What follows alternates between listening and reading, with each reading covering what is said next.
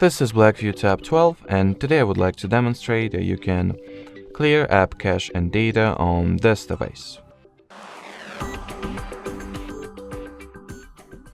So first step on the agenda is to launch settings, then find and enter the apps and notifications category. Next, open the list of all apps, or in here, see all apps. Then find the app that you would like to clear the data for, and go for the storage and cache section.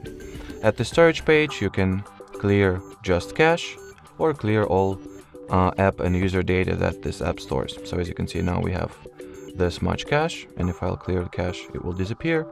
And here is the user data that I have. It's 706 megabytes, which I'll clear if I'll clear storage. Tap at the OK button, and as you can see, it gets removed as well. Alrighty, so that will be it for this video. Thanks for watching, and bye bye.